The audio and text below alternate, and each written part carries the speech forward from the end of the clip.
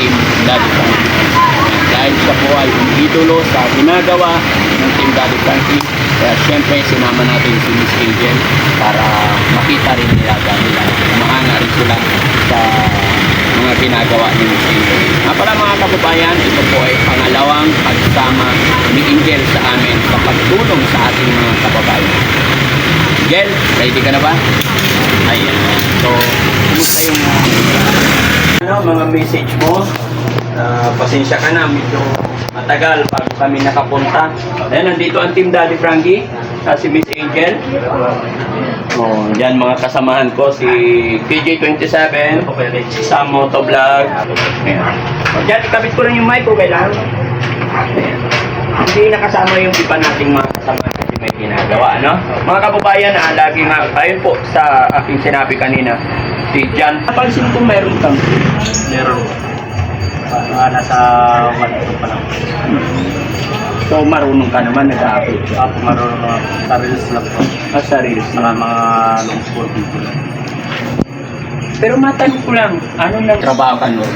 Doon lang nagsimula ang lahat, naging PWD ka na, noon na kuryente. Nakuryente po ako. Sabi mo naka-duty ka. Opo. Pwede ba ikwento mo sa amin from the start? Okay lang? Opo. Dapat yung araw na yun. Kasi December po. Wala na po talagang pasok doon. Yung engineer ko na patawag na kailangan daw magtrabaho doon sa van. Yung ibang kasama ko po. Pumupunta sa kanya sa trabaho.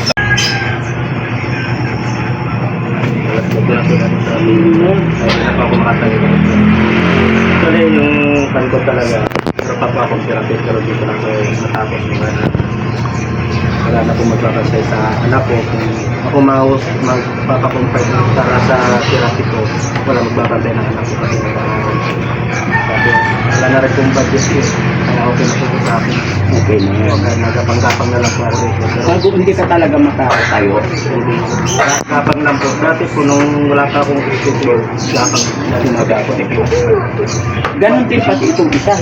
So, ganun din po itong isa, Daddy Frankie. Pero mas malala itong isa, Daddy Frankie, kasi wasak-wasak yung dito nila. Tanggal na nila na. Pinaplap na po nila yan dito kasi yung pag-isip ko. Yung mga ugat na po kulay white na nakalabas dito. Bali tinahit na po. Malakas yung kuryenteng tumama sa'yo. Yung pinaka-voltahe na po talaga ng min talaga ng kwantahan. Ano ba trabaho mo noon? Bakit? Labor lang po sa contraction. Labor sa construction. So ano naman ang ginawa ng company mo? Okay naman kayo.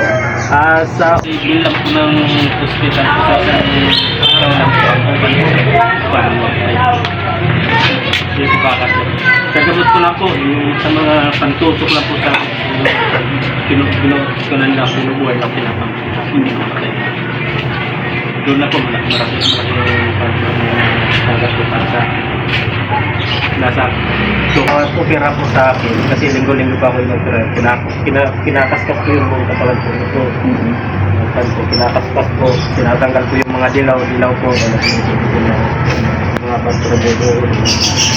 So ibig sabihin, binayaran yun siguro ng company mo yung feeling sa hospital? Hindi po sir, kasi ang alam ko po, bawat po man nakukumpay sa hospital ko, binibigay ko pag po yun so sir po.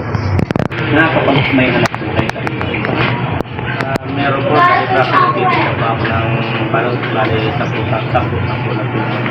10 piraso pa. 10 pirasong kilo. Yung po nagkakasit.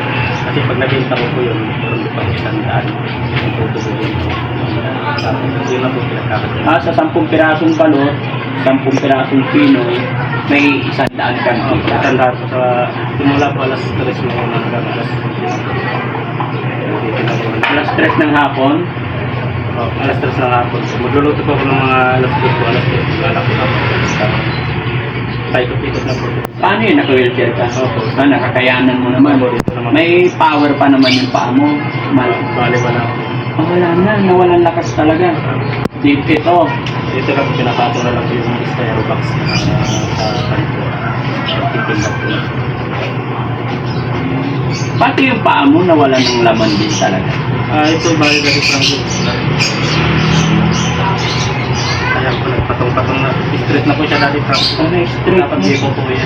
Dati normal talaga, no? Normal po ako dati, parang din, nakakalakad po ako eh. Nung nakuryente na po ako, hindi na po ako makapagpapaya.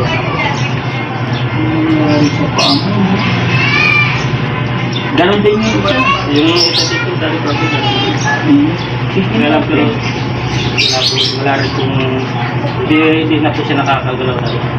Pero nakaramdam pa, May kunti lang po dati po, pag yung nasasabi talaga siya ng malakas. Mansit. Yung pagmamahal na lang nila sa'yo dahil may pamilya ka, yun na lang gawin. Pangabang buhay na po ito. Yes. Kaya, ang gawin mo na lang, makiusap tayo, baka sakali mapadalhan ka nila, kahit kaunting tulong, pangsimula. Pagsimula mo. Okay sa lang po sa akin. Kasi ito, pinapansin eh. Hindi, mapapanood nila to. Try mo lang. Sa huling pagkakataon, kilala mo naman sino yung mga head mo, makiusap ka sa kanila. Kaya kung lumaban po, nagtatakot ka po ito namin. Bakit? Ngayon, huwag kang mawala ng pag-asa. Habang may buhay, may pag-asa. Alam mo, lahat ng mga bagay na dumarating sa buhay natin. Masasabi mo kay Kuya Jan.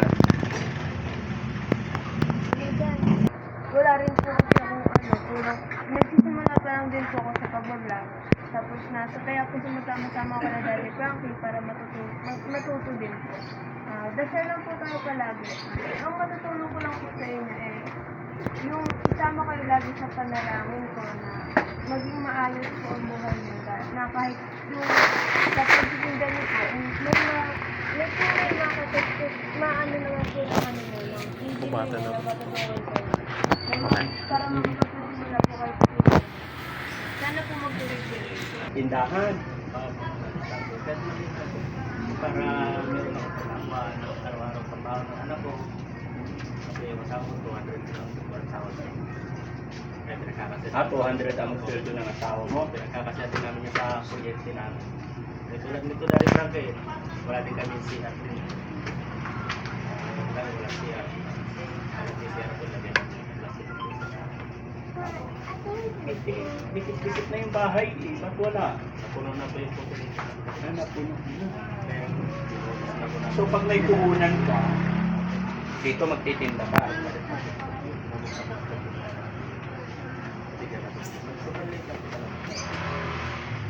Basta, ano lang bro, huwag ka lang mawala ng pag-asa. Pag-pray lang natin. Gagawa at gagawa ng paraan sila. No? So sa ngayon, sige, ano pang tindahan kailangan? Ano ba ititinda mo? Tindahan? Mga kape lang po, asukal, tangon, panlaka po. So ang mamimili yung asawa mo na lang. Tapos ikaw magbabantay.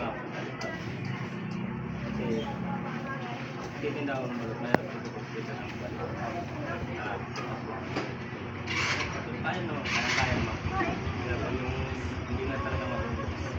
Talaga, simple yung talaga. Yung kikitain sa tindahan. Gel, palagay mo Gel, magkano puhunan sa tindahan? Hindi niya alam. Sa palagay mo, pagsimula ka, para sa anak mo, para sa tindahan mo.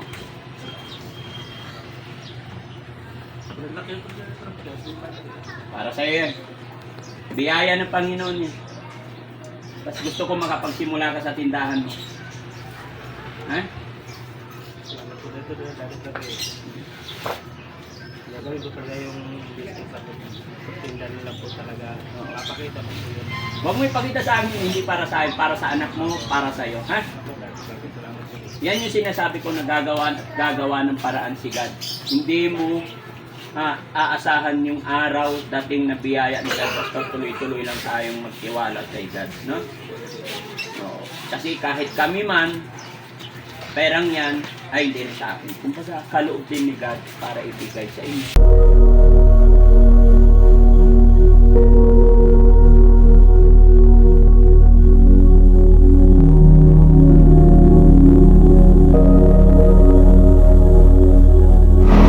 Yun lang po mga mga kamekanik, makakahingi lang po ng konting tulong sa inyo na ipagdarasal po natin si Kuya kasi po ang hirap nga din po ng buhay bilang isang ama na maging ganun nga po. Yun na po mga kamekanika. Maraming salamat po.